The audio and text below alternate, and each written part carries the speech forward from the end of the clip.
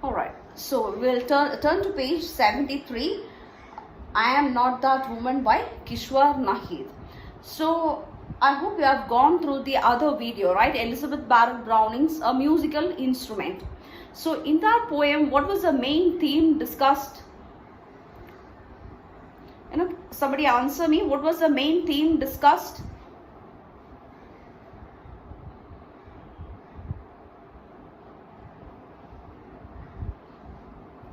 Please answer me. What was the main theme discussed?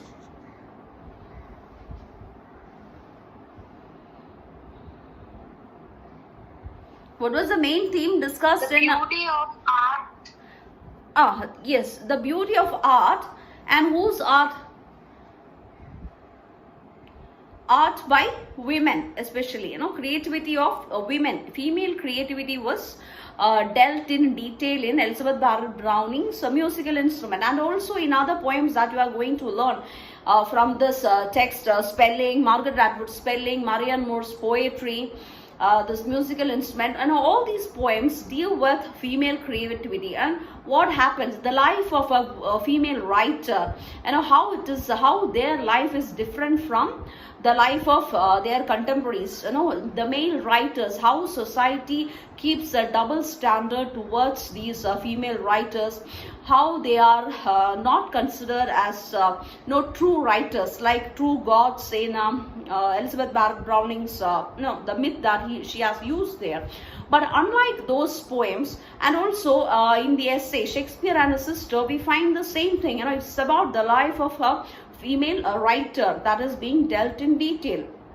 So unlike all these poems and essays, the poem that we are going to discuss today, I Am Not That Woman, it is a bit different. It is not about female creativity. It's about the condition of women in general, how women are treated, how the double standard kept in double standard that is seen in the society towards women, how the weight of tradition and custom pull them down. It is about the representation of women in media, how their bodies are objectified. Those are the main themes dealt in the poem I Am Not That Woman. Is it clear? So that is the main theme that we'll be talking about while analyzing this poem. So, and coming to this writer, Kishwar Naheed, she is an Indian writer, you can say, but settled in Pakistan.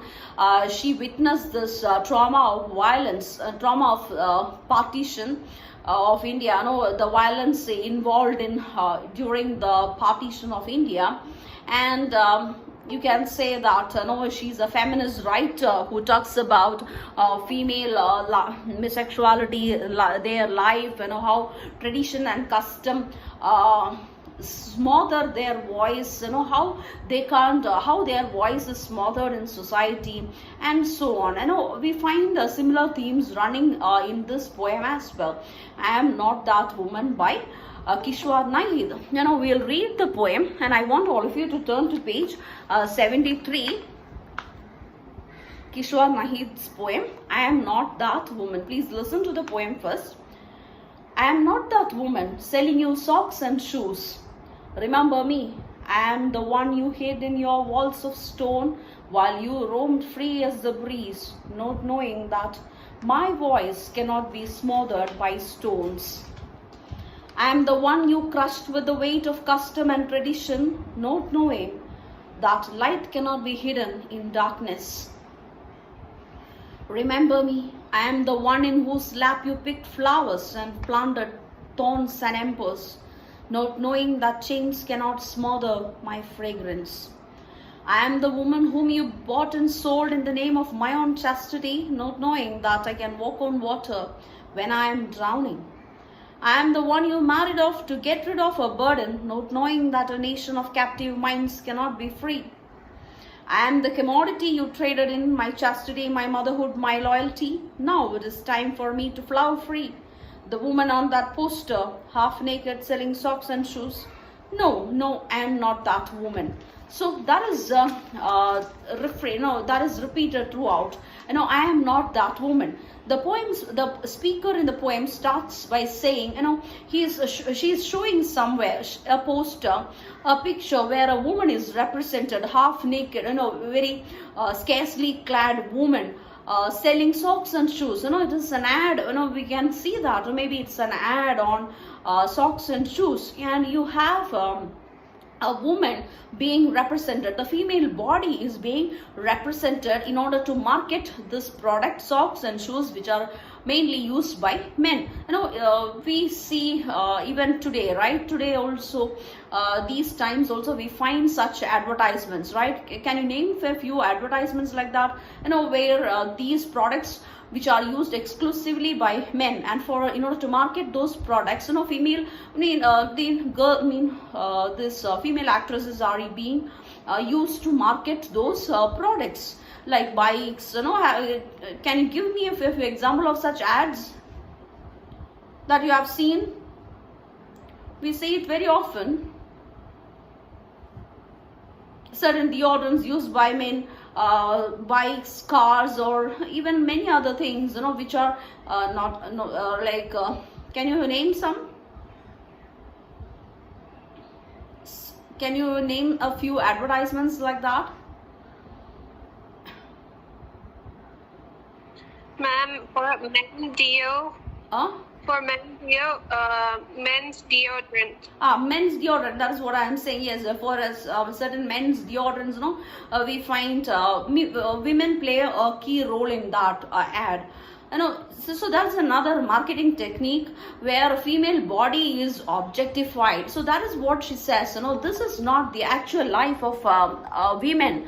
No, the women represented in that poster, that is not the actual life of women. In reality, it is not so.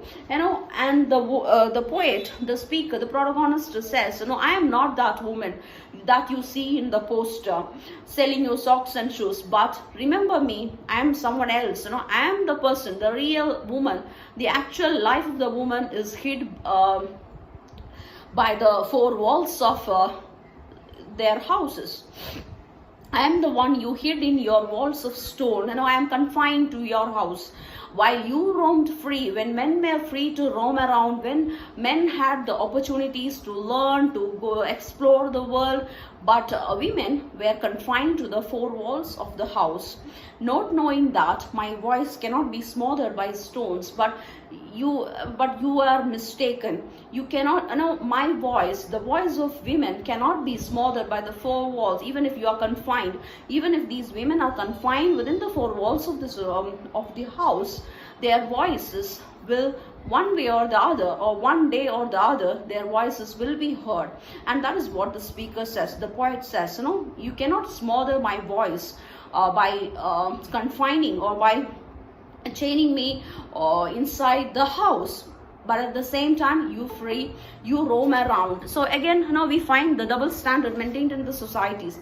We may not be able to relate it that easily to this poem, maybe because nowadays we girls are also getting freedom to whatever they want, choose whatever they want, to study whatever they want in our society, to some extent. But it may not be the case in many other parts, even in India, even at this point of time. They are confined to the four walls, and they cannot explore the world. They don't get opportunity to observe men and manners, and if they want to write, they cannot opt or choose the profession that they want. That is different. So in the first stanza itself, we find this double standard maintained towards women. And how there is one more thing that you need to note. It is these women are confined within the walls, to smother their voice. If they open their mouth and if they start speaking, or if they start writing something, it appears to be a threat to the patriarchal society. And the poet keeps on saying, I am the one you crushed with the weight of custom and tradition, not knowing that light cannot be hidden in darkness. So that is another thing, this weight of custom and tradition mostly affect women, and most of the traditions that these religions follow, most of these traditions and customs that the society follows actually is to what do you call, check the power, check the growth of women, how it actually weighs them down, pull them down, and says, but the poet says, light cannot be hidden. Even if you are putting on us all these, putting on us the weight of custom and tradition, and trying to hide us in the darkness of these traditions and customs, our light cannot be hidden. One way or the other, one day or the other, our light will come out. Our opportunities, our talents, the potential that we have, it will come out. You cannot, the custom and tradition cannot smother or cannot kill our potential. And remember me. And then it's another point that the poet tries to make, that is, I am the one in whose lap you pick flowers. So you derive pleasure from me, you want pleasure from me, but instead what are you are giving me thorns and empers, just shame and disgrace, not knowing that chains cannot smother my fragrance. But one thing you need to understand, like you are giving me shame and disgrace instead of the pleasure that you derive from me. But at the same time, you should remember that you cannot smother, or you cannot you cannot smother my fragrance, the fragrance of my potential and what I can do. You cannot do that. Though you give me disgrace and shame instead of the pleasure that you take from me, you cannot smother my fragrance. And the chains that you put me, the chains of tradition, custom, it cannot kill me. I am the woman whom you bought and sold in the name of my own chastity. So actually, people chastity is a very important concept as far as a patriarchal society is concerned. And in the name of my own chastity, I am being sold and bought. If you're a chaste woman, you are respected. That is a notion that the society teaches, inculcates in women right from their childhood. And in the name of my own chastity, I am being sold and bought. I am being married off. And then she moves on saying that I am being I am being considered as a burden and being sold off or bought in the name of my own chastity. But at the same time, you don't know, you are not aware of the fact that I can walk on water when I am drowning. So again, the poet alludes to certain issues which are rampant in India, in northern states mostly, where female babies are being drowned, because they are born female. So, and also that there is this one illusion, one reference to that, and also it is an allusion to Jesus walking on the sea, over the sea water in New Testament. So what she's saying is that you are trying to drown female babies, but you don't know that, like Jesus, we will be able to walk over the water. We'll be able to overcome all these hurdles that these women face in the society now. Not knowing that I can walk on the water when I am drowning, even when I am drowning, even when I am being tried to drown by the weight of this custom and tradition and in the name of my gender. I know that we'll be able to walk over the water. We'll be able to overcome this. And then she moves on to say, I am the one you married off to get rid of a burden, not knowing that a nation of captive minds cannot be free. So that is another concept which is very rampant in Indian societies. Most of all in all states, we find girls being considered as a burden, and the parents want to marry them off as early as possible in order to get rid of that burden. So she says, in order to get rid of that burden, you are trying to get me married, but at the same time, you don't know that a mind of captive, a state of state or a nation of captive minds, cannot be free. If your mind is that narrow, and if you cannot consider a woman or a girl, a daughter, as a blessing, but if you are treating it as a burden, you cannot be a free nation if you cannot give equality to women. I am the commodity that you traded in. So my body is considered to be, my body, female body is objectified. Women are objectified.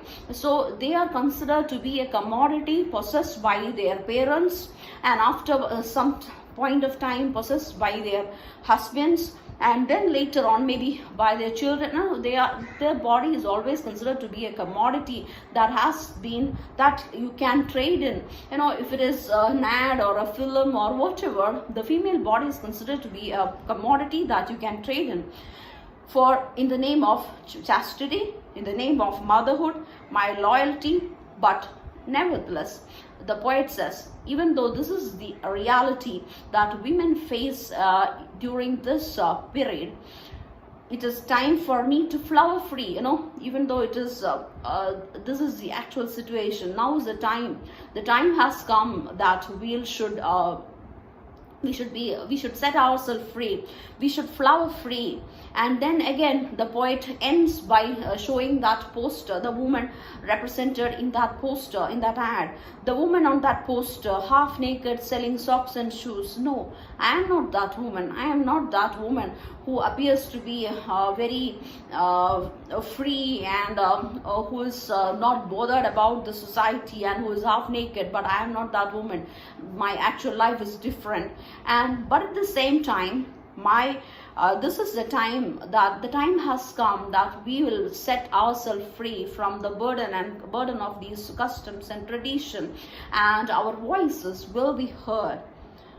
So this is how the poem ends, how Kishwar Naheed tries to represent the condition of women in contemporary society. Is it clear? Is the poem clear? Yes, ma'am. Yes, ma'am. One of you, could you please read it once?